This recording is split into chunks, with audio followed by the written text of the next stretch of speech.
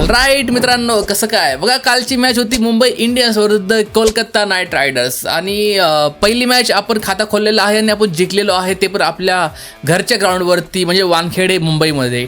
मग आणि नवीन जे लॉन्च केले त्यांनी प्लेयर मुंबईवाल्यांनी जे होते की अश्विनी कुमार आणि मागच्या मॅचमध्ये होता विघ्नेश पुत्तूर आणि ह्यांच्याबद्दल आपण बोलणार आहोत. तर मग चला तर यावरती करूया थोडे गप्पा आणि गोष्टी. मग आपण सुरुवात करूया टॉस पासून. बघा, टॉस होता, टॉस आपल्या पक्षात आला म्हणजे आपल्या फेवरमध्ये आला आणि हार्दिक पांड्याने काही विचार न करता बोलला की बॉल फर्स्ट, आम्ही पहिला बॉलिंग करणार, आम्ही पहिला चेंडू टाकणार. कारण पहिल्या इनिंगमध्ये बॉल कसं परफॉर्म करतो आणि दुसऱ्या इनिंगमध्ये कसा करतो ह्यांच्यातील डिफरन्स त्याला माहीत आहेच. म्हणून त्यांनी पहिला बोललं की चला टॉस आपल्या हद्दीत आहे म्हणजे आपल्या फेवरमध्ये आहे, आपण पहिला बॉलिंग करूया. आणि ते अक्षरशः मतलब लकी ठरला. कारण तुम्ही तर पाहिलाच की आपली बॉलिंग कशी होती मुंबईची कालची, एकदम अनबिलिव्हेबल.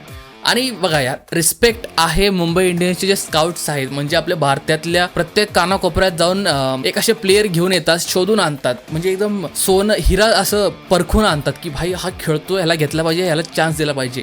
आणि कदाचित ह्यामुळं अशा काही जे टॅलेंटेड क्रिकेटर्स आहेत, प्लेयर्स आहेत, त्यांचं म्हणजे फ्युचर ब्राईट होण्याचे खूप चान्सेस आहेत.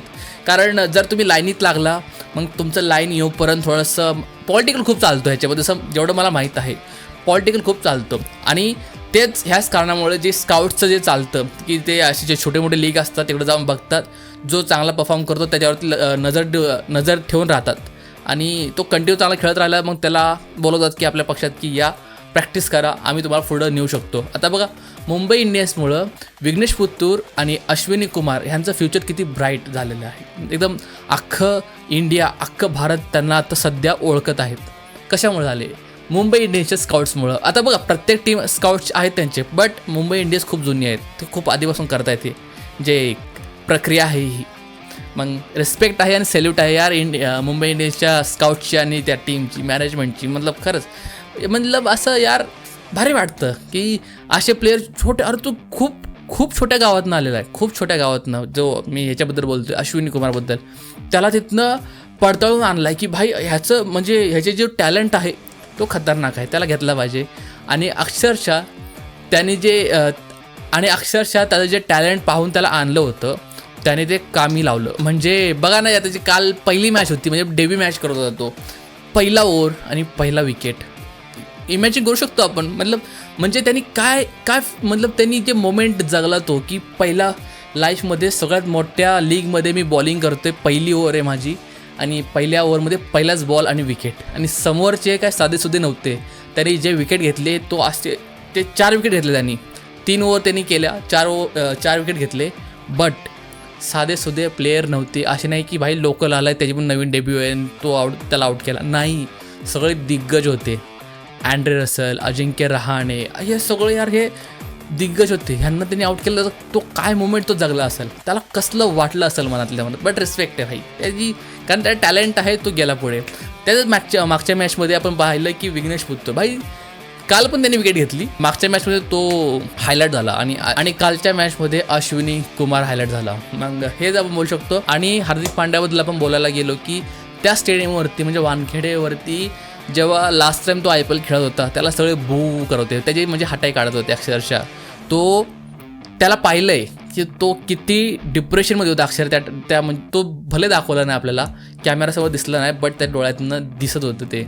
आणि म्हणजे एक प्लेयरची किती अप्स अँड डाऊन्स असतात आणि किती उलटपालट होतं नशीब. बघा, मागच्या वेळी तो अक्षरशः असा काळ्या म्हणजे अंधारात गेला होता तो की यार सगळं उलट चाललं आहे, अख्खं भारत माझ्या उलटं आहे आणि सगळे मला हेट करतात अक्षरशः. आणि तोच लीग तोच टाईम, तो स्टेडियम आणि तीच जागा. मागच्या वेळी सगळे बूव करत होते आणि यावेळी सगळे रिस्पेक्ट हार्दिक पांड्याच्या नावाने, अख्खा जल्लोष म्हणजे अख्खा ब्ल्यू अँड गोल्ड असं स्टेडियम भरला होता आणि सगळे हार्दिक पांड्याच्या नावाने किंचाळत होते. किती बघा ना, याच्यामध्ये किती प्राऊड मोमेंट होत असेल की त्याने जर त्यावेळेला काय तर म्हणजे त्यांनी विचार केला असं दुसरं की असं होऊ नये की, बट त्यांनी विचार केला असतं यार नाही, आता माझ्यासाठी बहुतेक नाही आहे क्रिकेट. आणि त्यांनी जर माघार घेतला असतं तर किती हे झालं, तो लढला त्यासाठी, तो खरंच रिस्पेक्ट आहे भाई. हार्दिक पांड्या म्हणजे तो खूप मोठा प्लेयर आहे भाई, खूप मोठा. तो क्रिकेटमध्ये पण प्लेयर आहे आणि तो डोक्याचा पण खूप मोठा प्लेयर आहे. तो त्याला नडू नाही शकत भाई कोण. अक्षरशः अख्खा भारत त्याच्या विरुद्ध होता, विचार करा यार. आणि त्याच्यानंतर लगेच असं पण नाही की 1 महिना झाला आणि लगेच दुसऱ्या महिन्यात नॉर्मल सगळे आपले झाले, लॉयल झाले, नाही. त्याच्या लाईफमध्ये ते डाऊन्स येतच आले. आणि कारण आय पी एलमध्ये एवढे सारे हेट भेटलं, नंतर त्याचे जे पर्सनल लाईफमध्ये जे वाईफ वगैरे चाललं, ते डायव्होर्स वगैरे झालं, तो एक झाला. एवढं सगळं त्यांनी झेललं भाई. रिस्पेक्ट आहे हार्दिक पांड्या. चला तर मग आपण ह्या मॅचबद्दल बोलूया. तसं झालं. आणि बघा कालची जर एम आयची जर बॉलिंग लाईन बघितली तर बेस्ट होती भाई, वन ऑफ द बेस्ट होती. म्हणजे जुनी जी एम आयवाली टीम होती ती आली परत.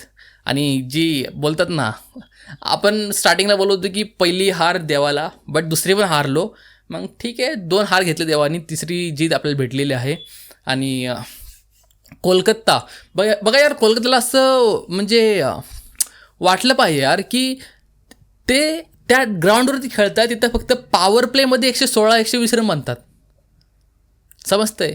पॉवर प्लेच्या ओव्हरमध्ये ते एवढे रन करू शकतात, ते अक्षरशः अख्ख्या ओव्हरमध्ये. हां, त्यांची चुकी नाही, आपले बॉलर खतरनाक होते, त्यांना खेळू दिलं नाही पहिली गोष्ट. मग हेच होतं. आणि आपला जो बॅट्समन कालचा जो रियान रिकल्टन असं काय तर नाव आहे त्याचं, त्यांनी चांगली खेळली आणि मस्त खेळला भाई. आणि सूर्यकुमार यादवनी पण खेळला ठीकठाक, मस्त खेळला ठीकठाक, काय बोलू यार. मग एवढीच होती. आणि चला तर मग भेटूया नेक्स्ट मॅचमध्ये. आणि गाईज, मी मराठीमध्ये पहिलं असं चॅनल ओपन करतोय, प्लीज सपोर्ट राहू द्या यार. काय करताय, 0 व्ह्यूज येतात मला, 0, 3, 4 असे व्ह्यूज येतात. प्लीज आपल्या महाराष्ट्रीयन पब्लिकचा मला सपोर्ट पाहिजे. मग बघत राहा नेक्स्ट मॅच येऊपर्यंत. Thank you so much for watching.